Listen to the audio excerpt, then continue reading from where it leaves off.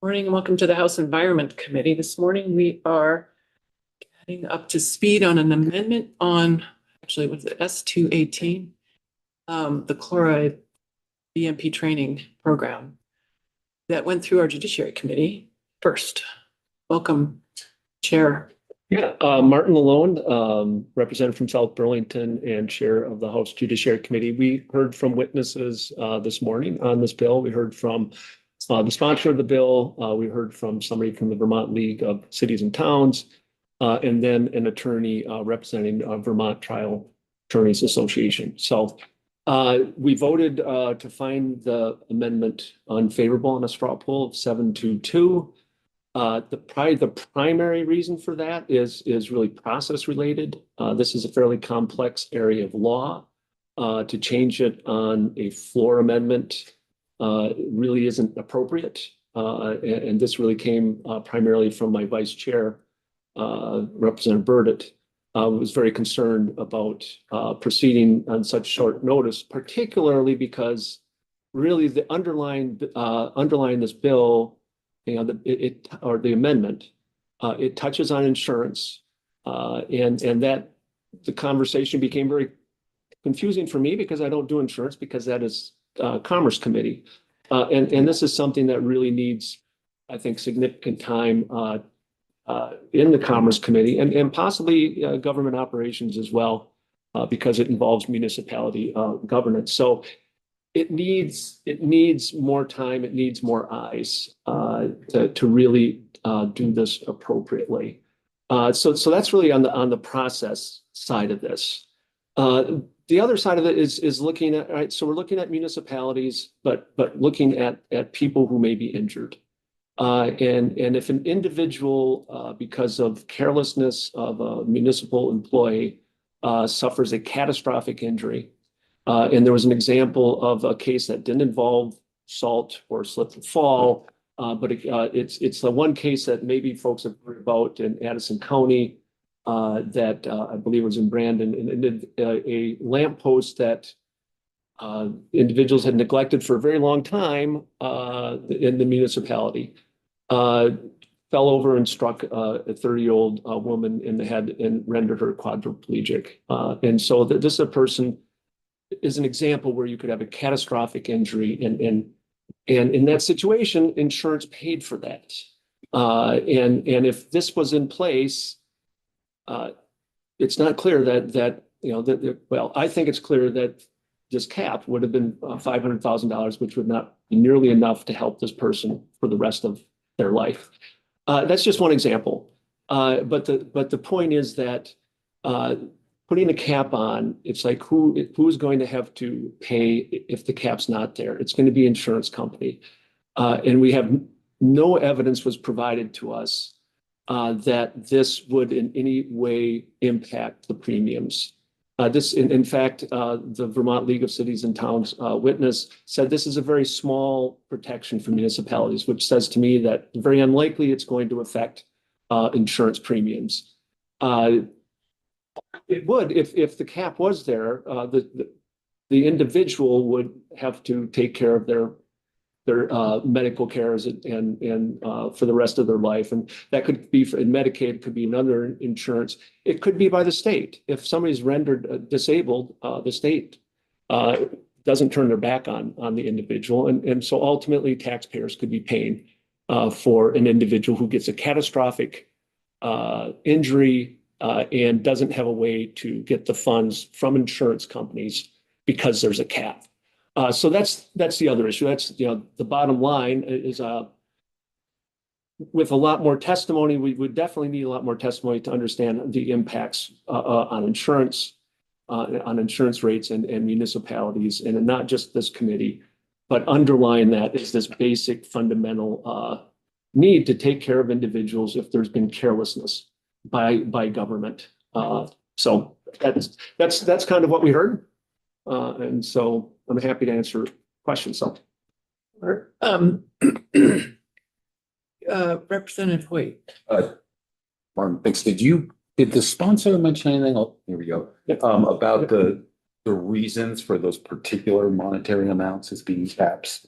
500 and I think the aggregate was like 2 million. Is that Yeah, so taken from some? yeah, that, my understanding is that there's a state law that is a cap. There, Okay. state law has a cap, that cap, and the municipality wants to have, essentially the same cap. Okay, gotcha. I will note that in the state law, 12 VSA 5601, it does have this cap, but it does also specifically, in subsection F, says that the limitations, this cap on limitations doesn't apply to claims against the state of Vermont to the extent there exists coverage under a policy Okay. of liability insurance purchased by the Secretary of Administration. So there is this kind of other way to get more than what's the cap in this under state law. Gotcha. Thank you.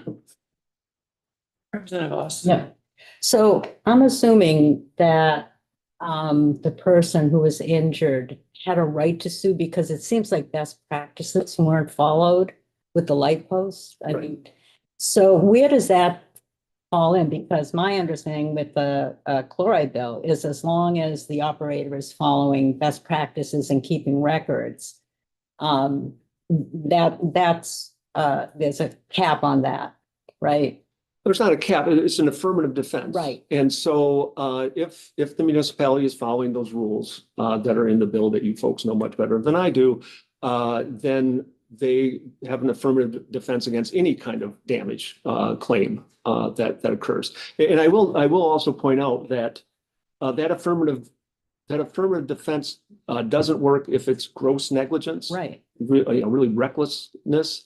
This amendment would put a cap on a finding of gross negligence as well, to the extent that the municipality is, because the municipality isn't always, and Mike could get into this if you want to dig into it, but the municipality isn't always on the hook for gross negligence, but they can be, and this would cap. And so would it be $500,000 for anything, not just slipping on ice because of chloride? It would be a plow truck hitting a car, or, would it be any accident that the municipality would be in? Just as it relates to salt. Just as it relates. Is my understanding of the amendment, which is relatively narrow in that respect. Okay, thank you. I guess I'm wondering about a disincentive. The first line of this amendment is if a municipal salt applicator or municipality does not qualify for the affirmative defense. So they would not qualify if they weren't following the BMPs or hadn't done the training. So this is like a incentive to not follow the BMPs and do the training. I'm seeing nodding from our legislative council. Do you want to just speak to that, Michael? Well, I think it goes back to the original or the intent of this is to put the cap on liability regardless of whether or not the affirmative defense was met. And it's comparable to the state tort claims act, which you did put a cap on the amount of the award, albeit it's a little bit different because the state does have insurance as well. But that's what this amendment would do. It's like regardless if you meet the affirmative defense, you still have that cap on your liability from your municipal chloride application. And thank you for joining us, Representative Booten. This is a little bit of an unusual scenario that we're in, but if you want to, I'm not sure we have time for like your whole presentation, but if you could just tell us why you're sponsoring the, thanks, Mark. What's the problem you're trying to solve here? Sure. Michael Booten, Harry City.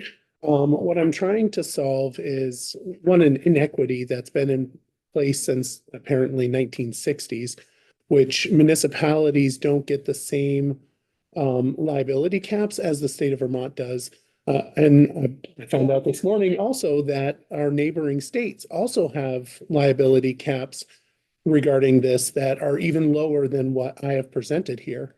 But the issue that I'm trying to prevent or to solve with this is a longstanding concern that VLCT has mentioned over and over again regarding this bill, is that there's no liability cap.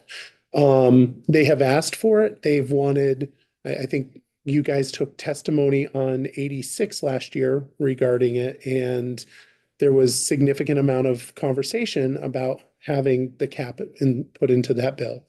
Unfortunately, it did not. I was going to do the amendment for that as well. we need to protect our municipalities. You know, our communities, our municipalities, they're there for us. The the cap helps with containing costs. We did hear from, I think it was Brandon, was that correct? Was the guy that was involved in the lawsuit from Brandon? It was like $9 million. That's a lot of money for a municipality to pick up. That's my understanding. I'm not entirely sure of that particular thing, but it's to protect our municipalities. It would have been their insurance that picked it up. I'm not sure if the insurance actually picked it up. We didn't get enough details on it because there wasn't enough time. I think what I think did say that the insurance was, I believe that Christopher Maley. Okay, yeah, sorry. So, Um, and here's the thing, right? Like, one of the things that VLCT has said is that if you want buy-in, this is one way to do it. People, you know, municipalities are not going to take that chance. That's what VLCT has said. They're not going to take the chance on trying to reduce their salt if they're facing liability claims. I think that's what the bill does, is try to reduce the liability exposure of folks who reduce their salt. Yeah, the problem is that with attorneys, you can get through just about anything, but Before we ask questions, I just want to have a clarifying point. I think Legislative Council said that, so there's this state cap that this parallels, but then you said, but the state has insurance. So does that mean that the insurance would go beyond the cap? And the town wouldn't, this would cap the insurance claim at the town? Amendment uses the same cap, the 500, 2 million cap. But municipalities don't have that same provision about coverage for statewide actions. Sorry, say that again. They don't have the provision. So there's a whole department at the agency of administration, the risk assessment department, and they carry insurance for multiple different policies for state buildings and state agencies and state acts. And so effectively there's that $500,000, $2 million cap. But if you can prove something like gross negligence, or if you can prove, say the person was significantly harmed, there are instances where the state insurance coverage also provides an award. Cheap and then Tagliavia. So just to really further clarify what you just said, if we took that example where someone had that horrible injury, it became quadriplegic, and if there had been a cap at the municipality level, they would have only received 500,000 instead of 9 million. In the state's case, they may have received 9 million, even with the way the state structured statute is. If it was, I mean, you particularly would if have it's to gross do negligence. what they did in that case. They went to mediation, they vetted the cost, how much it would cost to support that person over time. And then they agreed through the insurance company what the settlement was. But that's different than how this provision would work for a municipality. Right, this would have a cap because it doesn't have that. If the state can also carry insurance. Tagliavia, then Pritchard. Okay, that was one question answered. The other question I think I have was for Representative Lalonde. You mentioned something about possibly having Commerce look at this with relation to insurance. In the interest of covering all our bases and not finding out that we have unintended consequences that we didn't think of, is it in our best interest to let Commerce take a look at this and not have it go to the floor today, only because we need to deliberate, or one of our committees need to deliberate a little bit more? So I don't think so. I mean, I think as Representative Burt suggested, this is a bill that is going to need should need, get significant time, and should be a bill on its own, and should be one that is taken up next biennium. Because it is fairly complicated. We're going to have to find out a lot of information. We started trying to explore information about the last 15 years of what kind of damage claims are we talking about, really to really find out if there's any cost savings in this, because it was definitely not clear, and Vermont League of Cities and Towns couldn't say there were cost savings either, because those cost savings come through the insurance premiums. So to delay this at this point doesn't make sense. It's the kind of thing. So just, I do know that this is something that the Vermont League of Cities and Towns have been trying to get for years, and hasn't gotten there. But on a floor amendment, and this bill doesn't seem to be the right path. And frankly, at the end of last month, when we first took this up and had Vermont League of Cities and Towns in, they took no position on the bill. They said they couldn't neither support it or oppose it. They did not specifically bring up this as a concept that they could have supported the bill on. So if in fact, this particular amendment, so no, I would say delaying, because it really should get some significant time on its own. And it's not necessarily just that committee. I mean, it's multiple, it's one of those kind of multiple committee type issue that we need to properly vet. Richard. Thank you. So I just want to understand one part of this. Does that mean if the cap is in effect, that really isn't, is that give the insurance company an out? As I read it, and I think that's maybe a better question for the legislative council. I wouldn't say it's an out, it's just a limit on what they would have to pay. But they wouldn't have to pay. But is it limited to that cap? Be limited to that cap. Whereas in the state, it says the limitations do not apply to claims against the state to the extent that there exists coverage under a policy of liability insurance purchased by the Secretary of Administration. So that cap doesn't apply if risk assessment has an insurance policy, which they do, and you're all covered by it. So you don't have that corresponding vision about insurance exceeding the cap. And then Marty. Go ahead, I mean, Again, so a follow-up on that. So my understanding, if the original intent of this from the LCT was to exactly match at the municipal level what the state enjoyed. But it seems like the reason why it's falling down is because it's not the same. It doesn't match. It's not the equivalent language as what the state enjoys. So why didn't, when we were creating this amendment, make it just simply match the language that the state enjoys? So I did, but the clerk said that I was not going to be germane. May I speak? Yes. So it wasn't, the reason why it wouldn't remain is because it was put into the tort section. That's the reason why it wasn't germane. And so this is a really good conversation to have, because the intent was exactly what Representative North just said, which is the same protections as the state of Vermont and the liabilities. And I clearly, well, I'm not an attorney, so I do apologize for that. But to the way that I submitted it originally was, it was through the tort section of it, and it applied to everything. And when I was told that there was going to be some germaneness issues, I said, let's scale it back to only apply to salt. To the salt applicators. The intent of it is to have the same structure as the Vermont, those liability caps that Vermont currently has, just only applying to salt for municipalities.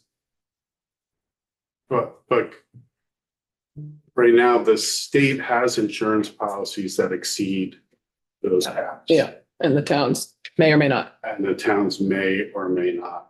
No. And so you will have potential for differences between the two liability protections. Right. And this is just a salt bill. Representative Tagliavia. Do we have any idea, was there any discussion on how many small towns, given this discussion, might find themselves between a rock and a hard place because of a lawsuit that comes out of this?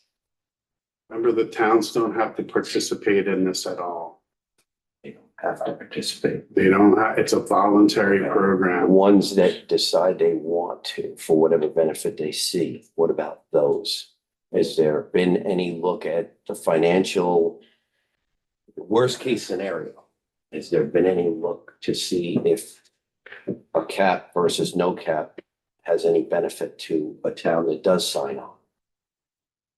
I mean, the cap has the benefit of limiting the liability. So if there the inability to assert the affirmative defense or behavior was grossly negligent, the municipality would still assert the cap of 500,000. And they wouldn't have to show anything. They would just have the cap. But I have a question. This is, that first line keeps getting me. If the salt applicator doesn't qualify, then they get this. So actually it's for people who aren't participating in the program. Or they are participating, but They messed weren't up. keeping records or they were grossly Negligent. Yeah. So then they would get the cap. Okay. All right, final questions? Representative Chafin. Well, I just want to remind the committee that we took testimony from the league last year on 86 about their request for all municipal, not about salt, for this cap to apply to all municipalities to reflect, the cap that's in the state for state employees. And so did judiciary, and judiciary took quite a bit of testimony last year and decided they couldn't support it. And it needed a much more robust approach to even consider these things that we're discussing. And so that's why we didn't attach a broader amendment to our bill last year. And also why we switched towards an affirmative defense, which the league was more comfortable with. And so the league does support our bill. That's what they testified to already as it stands. They'd still love the cap. They still really are pushing us as a body to take up this other bill. Representative Austin. This is gonna be like kind of a far out question. Oh, that surprises me. So, Michigan, the reason there was lead in the drinking water was because of chloride. And I'm wondering, were there any suits or what happened there? Because chloride is now, if we're using a lot of chloride, there's a chance it's getting into our groundwater and rusting our pipes and getting into our drinking water. I know there were a lot of lawsuits, but I don't have any details of what those were. So that wasn't about best management practices for the removal of snow or ice. It was due to chloride, but what they failed to do is they failed to maintain their system according to the Safe Drinking Water Act. And there were multiple failures in their inspection and replacement. And then also what's called their disinfectant byproduct rules. Like they just weren't implementing the law for safe drinking water the way that they needed to. And there's multiple examples of state employee negligence in the application of those laws in Flint and elsewhere in Michigan. But it's possible that chloride could be infiltrating our groundwater, rusting our pipes and getting into our drinking water. Is that a remote I possibility? mean, it's possible. Well, we took testimony that it's Yeah. getting into the groundwater. I think that's really but that is not really germane to Right, this. And right. I know that the body is on break right now Yeah. and waiting for us to wrap up. So we need to move on in this conversation. Um, yeah, so I think we should do a Thank you. straw poll. And so is there a motion to, I move to find the amendment unfavorable. there you go. Representative Logan moves. Well, it's just a straw poll, so we just say. Right. I'll just say it's one of those reverse ones. If you find the amendment unfavorable, raise your hand. I'm seeing 10. Thank you, 10 finding it unfavorable. And then if you find it favorable, 1, just to make sure we got that right, 10, 1, 0. That's for Ella. Thank you all. Thank you. Yeah. No, are you